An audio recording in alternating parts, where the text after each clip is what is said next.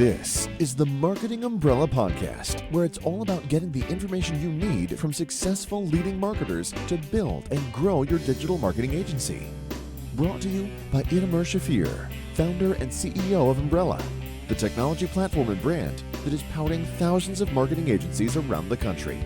Find him at umbrellaus.com. And now, here's your host, Itamar Shafir.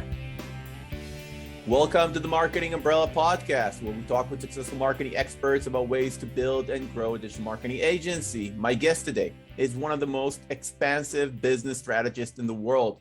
He is endorsed in Forbes and INC Magazine and has authored 8 books.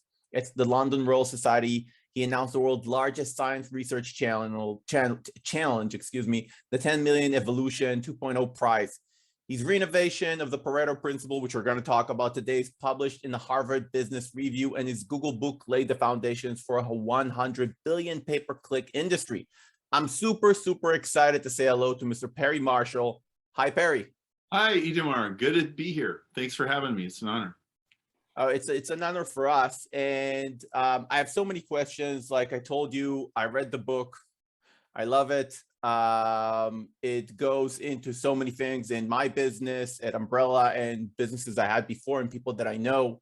And I think it's super important for marketers as you go and expand on the book. But before we jump into it and how it can help agencies with the 80-20 rule, maybe you can share a little bit about yourself and how you got to where you are before we get started.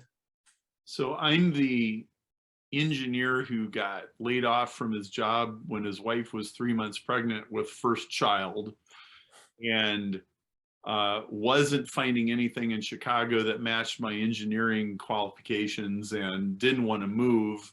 And so I went into sales, and I had 2 years of bologna sandwiches and ramen soup and spiraling credit card debt and pounding the phone and pounding the pavement and chasing people around.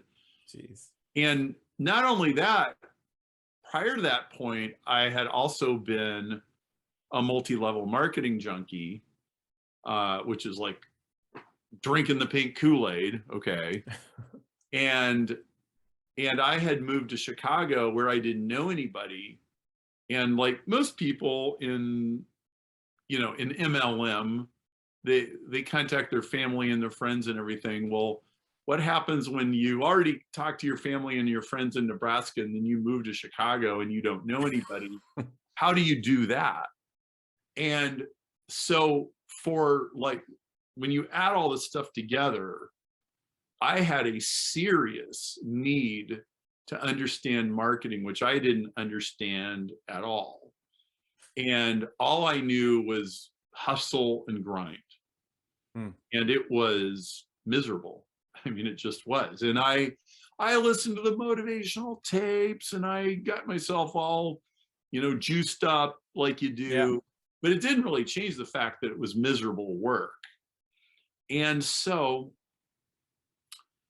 I discovered direct marketing in the late 90s, back when it wasn't even internet. It was mail, print advertising, all that kind of stuff, which, that got transformed for internet, which I think probably a lot of people sort of get that. Like, yeah, like internet marketing comes from mail order and that, right? And so that's great.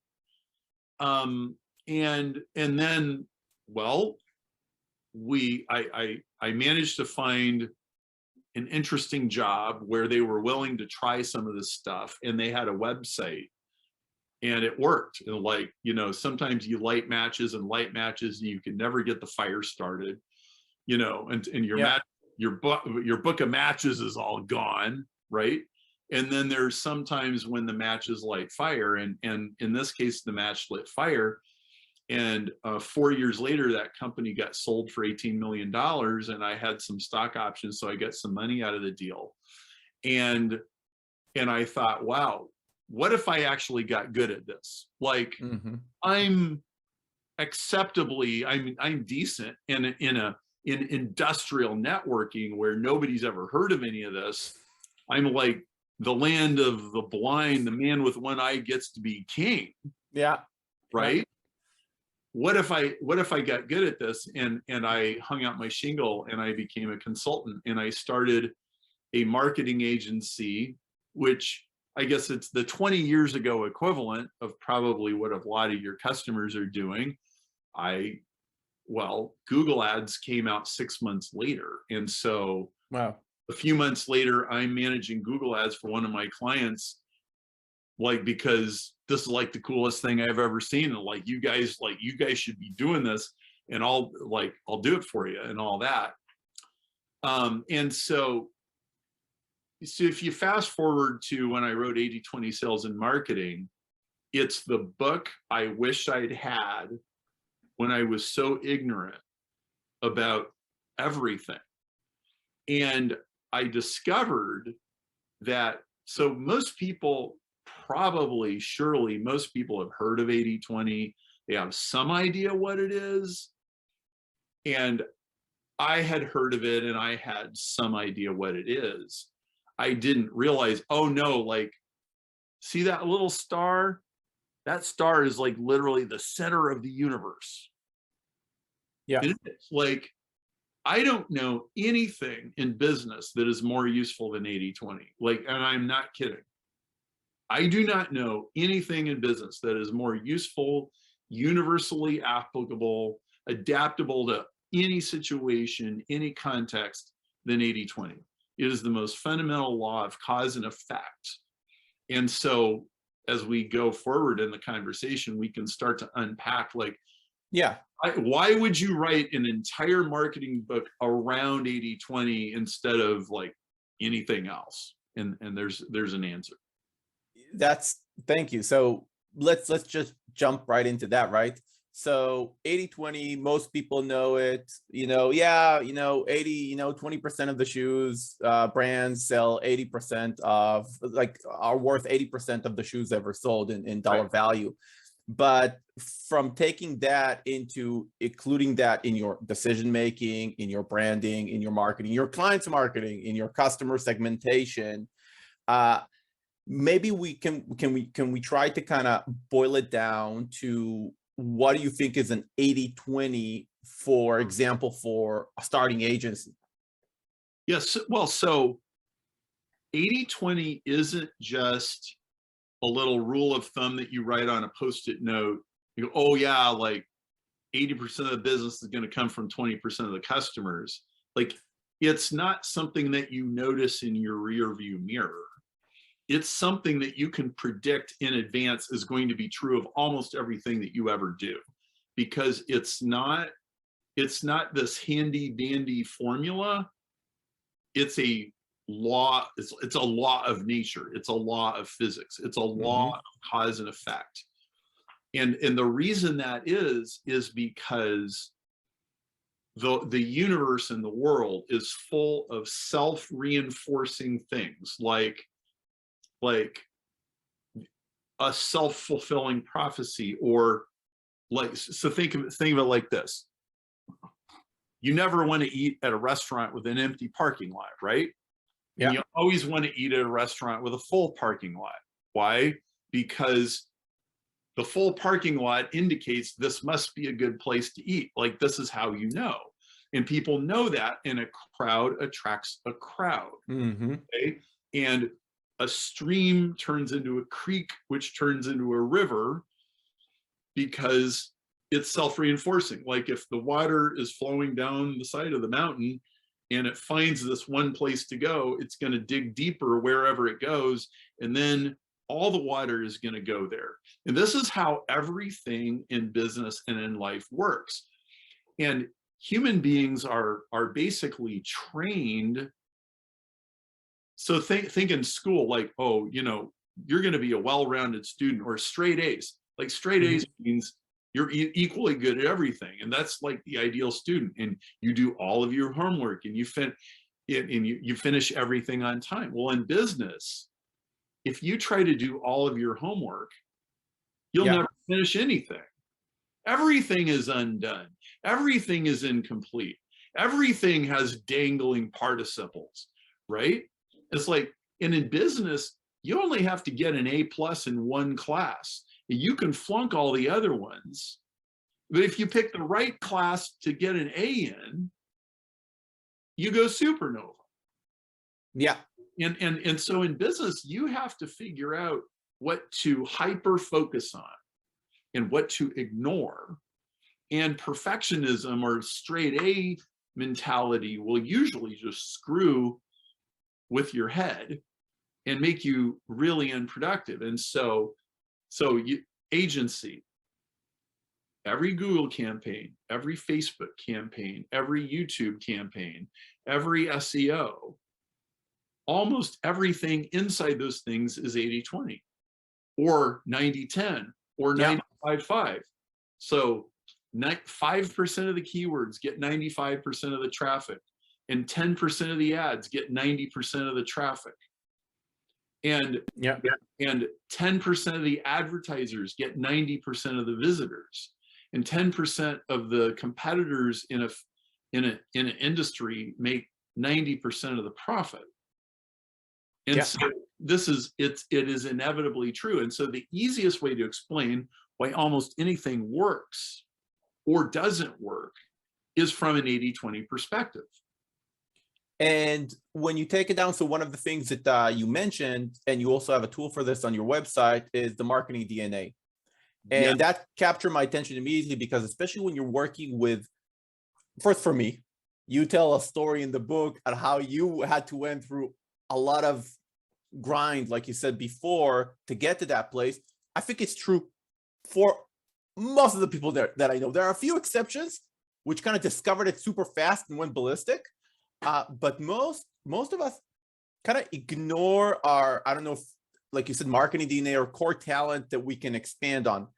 And I think that's critical for agencies, because an agency owner, really, you have the creative type, and then you have the numbers guy, and then you have a person who is more of a copywriter, which is a storyteller. There are different people. Yes. But take us into that. Take us a little bit into that test, and what can I do with myself to find it? So when I was new in sales, I got the Zig Ziglar tapes and the Tom Hopkins tapes, and I started reading the sales books, and I get this idea that there's like a prototypical sales guy or sales gal, and they're really gregarious, and they tell a lot of jokes, and they slap people on the back, and they remember people's names and like all stuff. Okay, like, okay, I'm gonna be like one of those guys. Hello, how you doing? Great. Hello, how you doing? Great. Right?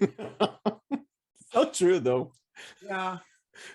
But now, so I want you to imagine me or yourself, right? Like, going to the meetings, waiting in the lobby, going into the conference room, shaking their hands, being really nice, paying attention, asking them lots of questions, and like plan that game, okay? And then I want you to fast forward to, okay, now it's 25 years later. I have consulted in 300 industries. Millionaires, hundreds of millionaires. I know a few billionaires. I know a few billionaires really well. I've seen every kind of salesperson and marketer and negotiator and copywriter that you can imagine. And I know famous YouTubers, right? Okay, so like you have this big perspective. And what I gotta tell you, there is not a sales personality. There are lots of ways that people get other people to listen to them, cooperate with them, give them money, and they are radically different from each other. So I'll give you a few of my like little stereotypes, okay? Mm-hmm. So there's the copywriter, and he's an introvert, and he likes the idea of people, but he doesn't really like people, but he does think they're really fascinating. They're like engineering projects. And his idea of a good time, I'm going to sit in my cave for like 3 months, and I'm going to bang away on my keyboard. I'm going to do all this research, and I'm going to build all these pages or these emails or sales letters or something, or scripts. And at some point, I'm going to push a button, and this giant machine is going to turn on. It's going to bring me a net full of fish. And I'm going to go, I am so awesome. Okay. That's like, okay, there's a copywriter, right? And then there's like, and again, I'm like condensing this down to easily understood stereotypes. Like Sure. there's shades of gray all over the place, but like another kind is like the pay-per-click guy. He's kind of like the copywriter, except he's more of a numbers propeller head kind of guy. And he'll sit there and he'll test all these headlines. And he loves doing pivot tables and spreadsheets and Google Analytics. He's like, oh, dude, like I found a secret honey hole, like this keyword or this YouTube channel, or I'm advertising this Instagram. Oh my goodness, the customers there are pure gold. I'm not telling anybody about this, right? Okay, and then there's the person who like goes and they speak to audiences of 500 people and they wow them and they mesmerize them and they make them stand up and sit down and they run to the back of the room and they buy a bunch of stuff and they fill out the order forms and they stand in line so they can get the bonus that there's only 49 of. Yeah. Right? And then there's the hostage negotiator who like, I don't know what he doesn't remember what he said, but he got the hostages out, came out with a suitcase full of money. Okay, I just gave you 4, but they can all make a crap ton of money, and they make it totally different. And I can't tell you how many hostage negotiators are sitting there trying to be a copywriter, and they're nothing of the sort. Like, don't even look like. You go into the conference room and you talk and like mix it up for 45 minutes. You walk out of there with a suitcase full of money. You can't even remember what you said, and all your emails don't even have a subject line. Like, dude, just like go negotiate. Stop trying to write newsletters. Stop trying to write. And then like the copywriter guy, you send him into a hostage negotiation situation, he freezes up. Yeah. He was reading a philosophy book. What am I doing in here? Who are all these people? I don't know what to say to these people. I can't think that fast. Like those, so like one guy thinks really fast, the other guy thinks slow. Yeah. Right. And I love this because I think once, do you agree with me? That's kind of a core. Like if you know this, it's kind of a core point to start everything else in your business, because you talk about another thing, which is orchestrating the sale. I've added the word orchestrating, you expand on it, but it's basically, for example, qualifying customers, right? Finding the customer that is good for you. How do you know what is easier for you to sell if you don't know who you are or what type of salesmanship skills you have? Well, exactly. And so I created this thing called the marketing DNA test, because it was very painful for me to figure out how I sell, right? But then I started to dial it in and like, oh, I'm good at this and I'm good at this. And then I see like the hostage negotiators trying to be somebody he's not, and this person's trying to be something they're not. And people, I mean, this happens just constantly. They pick up a book or they watch a video or they go to a seminar or they listen to some guru and they're like, oh, that's it. That's the way. Oh, I got to go do that. And then they drop everything and they run over there and they like, okay, I'm going to learn all these skills. I'm going to listen to these hypnotic recordings or whatever it is they're doing, right? And they don't understand, like, you have your own marketing DNA. There is, and I broke it down into 8 things, and there's a test inside the book and you can take it and it'll tell you. I've had so many people go, dude, this describes me perfectly. And like they'll say, do this, like you should persuade this way, this way, this way. You're very comfortable with that. It's natural to you. You almost don't even realize you're doing it. And like this other stuff, don't even try. And they just dial that in. Like I had a guy who was a computer programmer. He's writing apps. He takes a marketing DNA test that says you are a copywriter. And 18 months later, he cracked 6 figures as a freelance copywriter. And he enjoys writing much more than he enjoyed writing computer code. Okay, and if so, like you dial that in, and then it starts telling you, well, that means that there are certain sales situations that you just completely avoid, right? Like exactly. if you're a super high empathy person and you love to tell stories and you're emotional, you don't want to be selling database software to a bunch of software engineers that are going to analyze to death. And like, if you're a super analytical guy who loves spreadsheets and numbers and charts and graphs, you should be selling to people. You should be selling to those software guys, and you shouldn't be selling, I don't know, funeral home plans or some like really gooey emotional thing that really is not about numbers and analysis, right? And so there's some people that are really good at using visuals to sell, and there's some people that are really good at using words to sell. There's somebody they're really good at emotions. There's some people that are really good in the moment. There's other people that need to think about something for 3 weeks and figure out how to say it, and then it's like it could live on a website for 10 years. Yeah. And you have to figure this out. I'm like, if I had figured this out when I was 25, I would have skipped about 3 or 4 years of total misery and bologna sandwiches and ramen soup. And I would have known what kind of jobs to look for, what kind of sales position, what kind of business to start, what I should sell, what I should not sell. It's like, know yourself. This podcast is brought to you by Umbrella. Have an agency? Check out umbrellaus.com to grow it today. I couldn't agree more. I think, that one of the points in the book to really captivate me, I think it would touch to the heart of a lot of people. I think there are people in their 40s and their 50s still stuck with this, not in their 20s. They're still like they're pretty good at a lot of things. So they're kind of a B plus or B minus at many things, instead of being A plus plus in something that they can make a ton of money on. This kind of leads me into another thing that you said, that the biggest thing that anybody in marketing profession deals with is cynicism and distrust. And do you think a lot of this comes because basically, a lot of the value prop and the USP, there isn't really a USP for many agencies. For example, selling SEO. I'll get you on the first page of Google. Oh, I'll get you on the first page of Google. I can get you also on the first page of Google. It sounds pretty much about the same. I'll do it for $300. I'll do it for $400. It's kind of very hard to create a USP based on a product that is, created attrition in the market. Mm-hmm. So it goes back to you. And how would you use 80-20 to build a personal USP?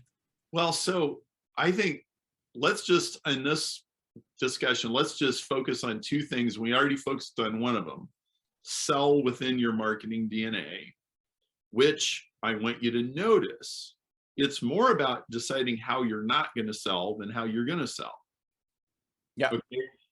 Well, I'm a sit in your cave copywriting analysis spreadsheet guy, so I'm not going to go try to be a hostage negotiator. I'm done with that, right? So that's a disqualifier.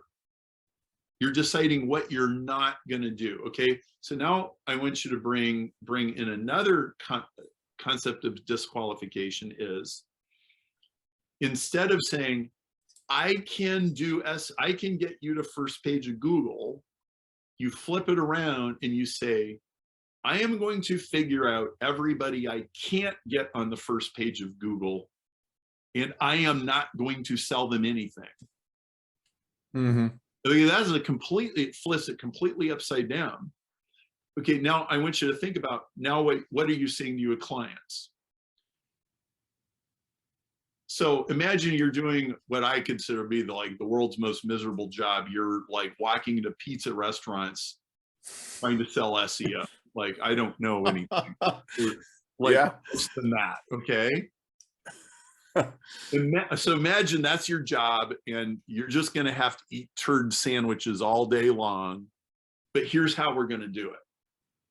You walk into the pizza restaurant and you say, I can absolutely get 1 out of 20 pizza restaurants to the first page of Google in 3 months, but 19 out of 20 I can't, and I won't even take their money. I have a 27-point questionnaire. If you fill this out, I will tell you whether I can do it or not. And if I can't, I will leave and I will never bother you again. Much better. Do you think you'd have at least a crack? Yeah. Okay, now let's take it a step further. You have to know what you can do. And you have to know who you can do it for. And that is a USP. And let's assume a bunch of people listening to us now, they're saying, hey, I'm a whiz, or I'm working with the best white label agency on the planet.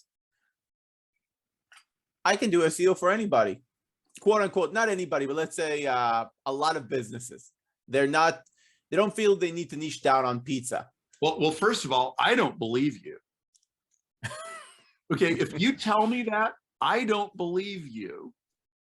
Because 80-20 says, so 80-20 is fractal. 80-20 is, there's an 80-20, inside an 80-20, inside an 80-20, inside an 80-20. Okay, so what that means, absolutely, positively guarantee you it means 80% of the good you could do in the world is in only 20% of the businesses. Okay, so right off the bat, you shouldn't even be doing business with 20% of them. Sorry, you shouldn't be doing business with 80% for some reason or another, that they're just not going to be a fit. Then you take the 20% that are a fit, take the top 20% of the top 20% of the top 20%. Like if you go, okay, I could sort of help 20%. I could really help 4%. I could really help 1%. Who's the 1%? If you can get it down to 1% of the world, okay, there's only 1 out of 100 businesses in any town or any country that I could really help. Who are they? Well, and they're gonna fit within some industry, some situation, some amount of web traffic, some amount of competition. I mean, anybody, if you actually know SEO, you know there's like 100 variables. Yeah. Well, you're going to pick like, well, these are the 5 that like are going to make this easy. Like, I want to shoot fish in a barrel. I don't want to be 9 months later, the guy's going, I've been paying you $1,000 a month for 9 months and I ain't got nothing. Yeah. You don't want that conversation. You want, I told you I'd have you ranked in 4 months and I got you ranked in 6 weeks. And you're happy. 100%. And do you do, when you do the 80-20 on, let's call it for a second, customer type that you can help, do you at the same time do the 80-20 on how much they can pay you? You do as many of those things as you can manage. Okay, so I use the word disqualification. 80-20 is about disqualification and elimination. Okay, so instead of, hello, my baby, hello, my honey, hello, my ragtime gal, and you're like charming all these people, right? And you're dishing out the promises, right? It's all about, well, I don't do most situations. Most situations are not ideal. I don't take an ideal client. I don't take just anybody. I don't get in bed with just anybody. I don't sleep with just anybody. Like, you totally change that around. So then you use the 5 power disqualifiers. And these are brilliant. My friend John Paul Mendoza came up with these. They are the 5 things that are always true every time money changes hands anywhere. And here's what they are. A, they have the money. Okay, well, any agency knows 80% of the businesses out there don't even have the money. They couldn't afford to hire you if they wanted to. Right. Have you ever like spent months like trying to sing Kumbaya with somebody with like no money? And I love you, but like they can't write the check. Oh, you're the nice salesman. If you come back in a couple months, I think we'll have the budget. And then okay, right? Do they have the money? If they don't have the money, stop and go on to the next person and stop being sentimental about it. Okay. Number 2, they have a bleeding neck. They have a problem they want solved. Mm-hmm. How many people did you try to solve? Oh, I could work miracles for you. Why would I need a miracle? I'm completely happy. What? Yeah. What, are you criticizing me? Like, well, you shouldn't be happy, but I am, right? Okay, so have the money, bleeding neck. Ability to say yes. The decision maker. How many times have you like sold stuff to the engineer and then like, well, I got to talk to my engineering manager, or I got to talk to the purchasing department, or I have to talk to the VP. Well, you got to start with a person that can say yes. Okay, number 4, they buy into your USP. Okay, whatever your unique take on Instagram, SEO, whatever. Yeah.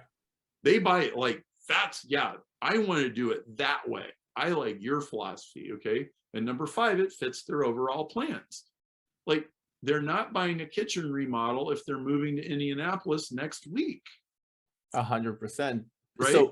So let me ask you that. I think for a lot of people listening to it, and I'm not saying one way or another, but for a lot of people listening to it, they're thinking, to get an answer to all these questions, I actually need to have a meaningful engagement with a lot of people. Yes. Yes. And I'm going to ask you the red button question. Is there a way to avoid that?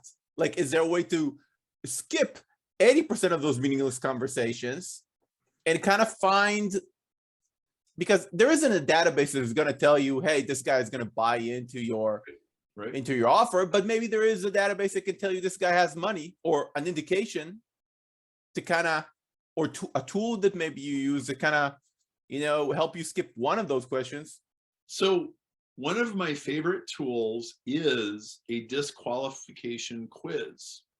So I'll give you an example that any of your people would immediately relate to. If you go to isfbforme.com, isfbforme.com, stands for Is Facebook for Me. You answer 10 questions and it'll give you a score from 1 to 10, and it's how Facebook compatible is your business. Now, the reason we made this was when our Ultimate Guide to Facebook book came out 10 years ago, Facebook literally only worked for 15% of the businesses out there. Like, it was great for a band, it was great for a restaurant, it was terrible if you sold automotive brake pads, okay? And we didn't want a bunch of 1-star reviews from people who were like, well, they sold me a bunch of pink Kool-Aid that Facebook was going to be awesome and it was terrible. So we put this quiz right in the beginning of the book, like first chapter. It said, go to this website and take this quiz, and if you don't get at least a 5 or a 6 out of 10, like, just go get your money back for this book and forget the whole thing. And we said that. Okay, nice. Now you can do that on anything, and we made an online form. Those are really easy to make. You do it any way you want. You could even do it like the old-fashioned way, like, hey, I'm just going to run through 10 questions with you really quick and see what your answers are. And if you don't have the right answers, I'm just going to leave you alone. And like, you'll get farther because it's a takeaway sale. I'm taking it away from you. I'm not shoving anything in your face, right? And then, so let's say they get a 7.5 out of 10. You're like, yeah, we could help you. Okay, next question. Do you have a budget for this? Most salespeople don't have the balls to ask. And so they just pussyfoot around the whole issue, and then they spend 2 months, and then they find out, oh, well, no, we can't afford that. We don't have the budget for that. It's like, well, you might as well find out up front. Or you could ask them, look, if I had the absolute most perfect solution for you, but it cost $10,000 a month, but it was absolutely positively guaranteed to work, would you write a $10,000 check Yeah. Okay, you have to ask that question. So there really isn't any way of doing a lot of engagement with a lot of people because, that's kind of the thing. We don't have any way else to get the data. So I think that's... If you ran enough traffic through your website, and like if you had enough traffic, you could put all this on online forums, I suppose, if you wanted to. And yeah, like, depending on your situation, you can probably automate quite a bit of this. Like Via's Facebook for Me quiz, we've had thousands and thousands of people take that thing. And they found out about it different ways. They heard about it on podcasts and stuff. The important part is once they actually got to us, they were ready and they were aligned with us. And we're not fighting with people. We're not trying to convince them of stuff. Sales is not a convincing people process. It is a disqualification process. And if you can get that switch inside your head, it will change the energy with everybody you ever talk to. So let me ask you something, a little bit of a brain twister. For me, I don't know if it is for you. Maybe you already have an answer.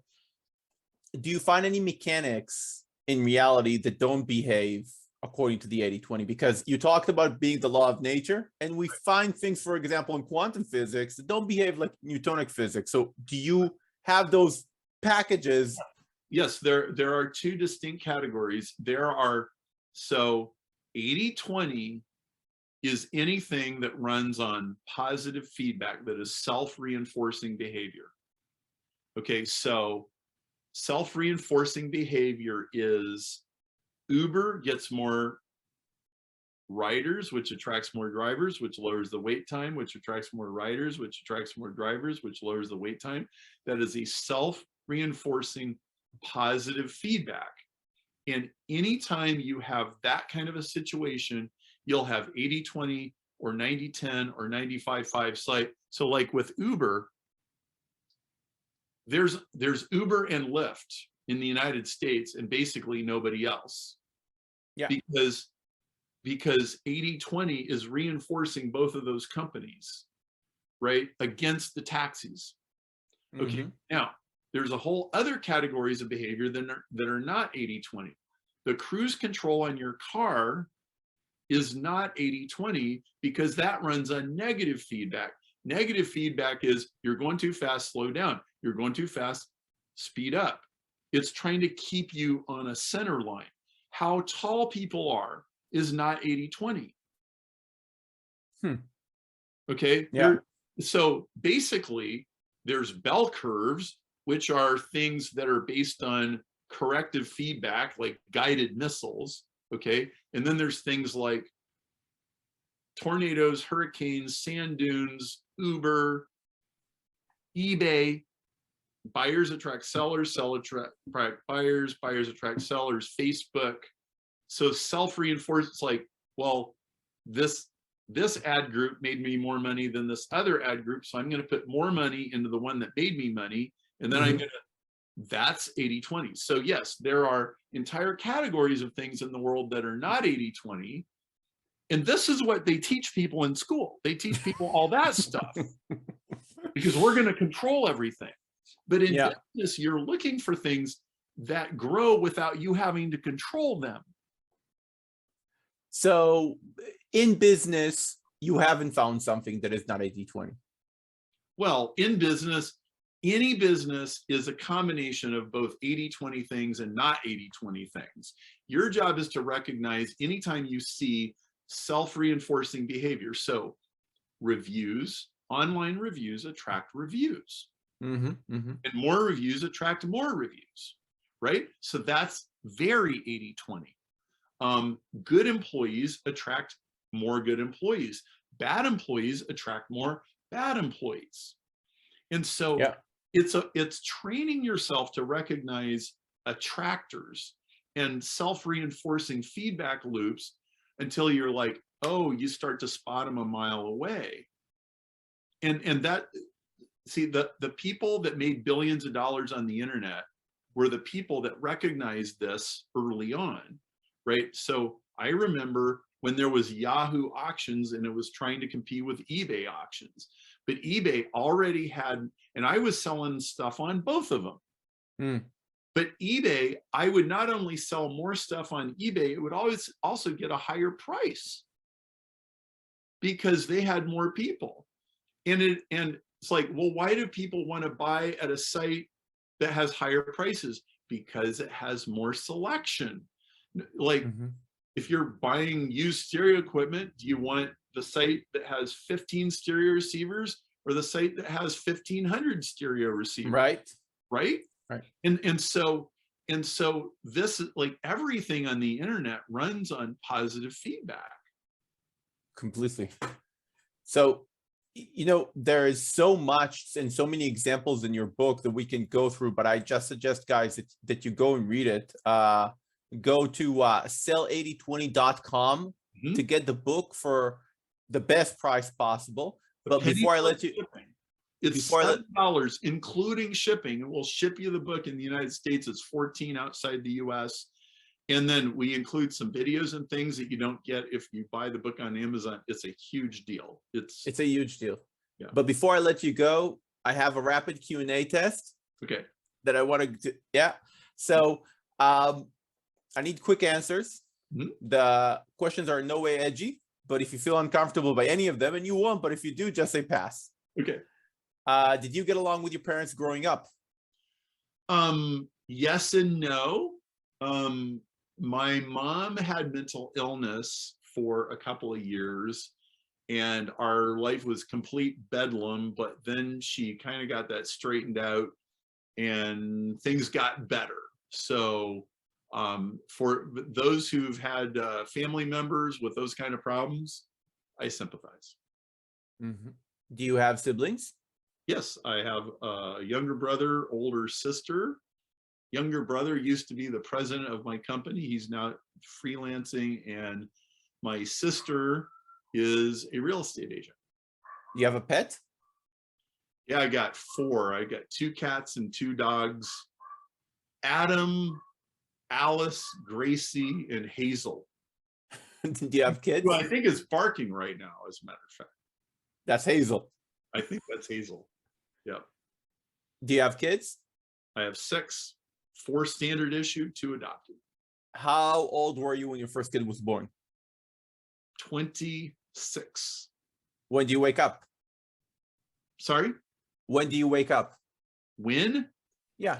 Most days around 6:30 or 7. When do you go to bed? 11:30. Ideal vacation? Ireland. Are you a man of faith? Yes. Yes. I am a Christ follower. Yeah, boy, that's a whole rabbit hole. Yeah, no, it's a full answer. Yes.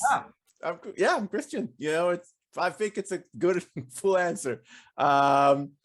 Excellent. Perry, it was a real pleasure. And I guys, go and get the 80/20 book, sell8020.com.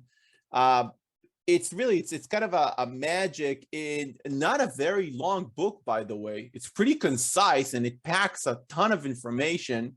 And one of the things with 80/20 that I think you need the book for, and I'm not like Perry's promoter, I'm just excited by the book, is that it's hard to understand how important the 80/20 without reading through a lot of examples, at least for me. I need a lot of examples to, okay, so why is it important in economics? And why is it important? Okay, I get, but why is it important to little things? So that's why the book is so good for that. So Perry, awesome. Thank you very much for being on the show. Thank you, Itamar. It's an honor. Love to help your audience out. And the marketing DNA will change your life.